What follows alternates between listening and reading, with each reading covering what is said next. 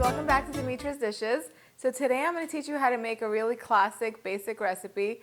It's a classic, delicious dessert that I grew up eating, chocolate pudding, and it tastes a billion times better than the boxed ones sold at the store, and it takes literally like 15-20 minutes to make. Let's go over the ingredients and then we'll get started.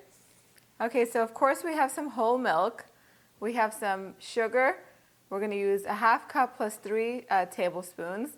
We're going to use really high quality semi-sweet chocolate, unsalted butter, really high quality cocoa powder, a little bit of heavy cream, some cornstarch, pure vanilla extract, some egg yolks, a tiny pinch of salt, and a little bit of either instant coffee or instant espresso powder. So that's all you need. We're going to begin by heating up the milk with the salt and the espresso powder. And the espresso powder is not going to give it a coffee flavor, but it is going to maximize and deepen the chocolate flavor of this chocolate pudding, and you really want to do that. You can leave it out if you like, but it tastes really good, trust me.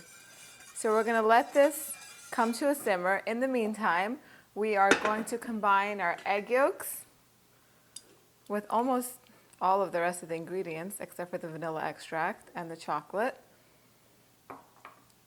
our sugar,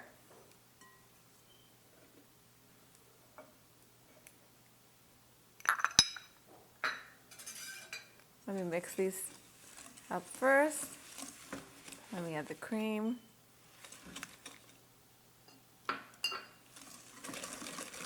And you want to whisk it until it's nice and thick. At this point, we're going to add our cornstarch and the cocoa powder. And whisk it carefully until everything is all combined. Once everything's combined, it's going to look really nice and thick and chocolatey, just like this.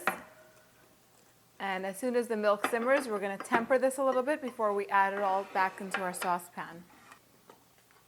All right, so the milk has started to warm up considerably and it's beginning to simmer. So what I'm going to do is I'm going to bring the chocolate mixture's temperature up so that way the eggs don't scramble when they go into our hot milk. So I'm going to take a little bit of the milk at a time and whisk this carefully. If you whisk quickly, it'll all splatter all over the place. I'm going to reduce the heat on the milk. And put a couple more ladlefuls in here.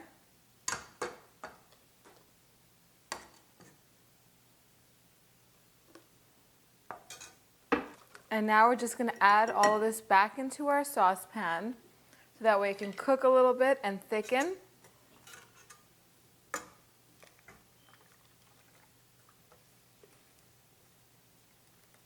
And that will happen rather quickly because this mixture is all nice and warm. So I'll go back to my whisk. And you want to do this over medium heat carefully. Definitely don't want to move away from the pot at this point because in the next couple of minutes it's just going to thicken up and the pudding is pretty much going to be ready for the last few ingredients to go in. And that's it. That's just how simple it is to make a chocolate pudding at home, you guys. Okay, so it's really beginning to thicken now. And as soon as that happens, you want to make sure you whisk vigorously. And the second it starts to resemble like a mayonnaise type texture, just turn off the heat. Add your chocolate. Don't want to miss any. And your butter in here. And whisk it and make sure this is off the heat. I have turned my heat off right now. And I wasted some, it all like spilled all over the side, but that's okay. Clean it up later. And that's it. Keep whisking until it's all nice and smooth and shiny and the chocolate is all melted. And there you have it. Delicious, rich chocolate pudding. As easy as that. All right, so the one last step that I forgot to add was my pure vanilla extract. And you want to add that all the way at the end off the heat anyway. So I'm going to add about a teaspoon or a teaspoon and a half or a little more. I love vanilla extract. It goes so good with chocolate.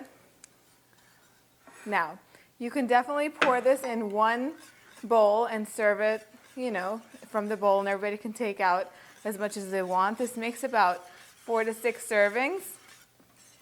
And some people like to eat it warm, some people like to eat it cold. I prefer it cold. I don't know, there's something about cold chocolate pudding that just tastes delicious. Now you can serve this with berries, serve this with a dollop of whipped cream. Just any way, this makes a great cake filling. Just this one recipe over here can make so many different types of desserts. It's great to have on hand. So what I'm gonna do is put this in my bowls right now and let it cool.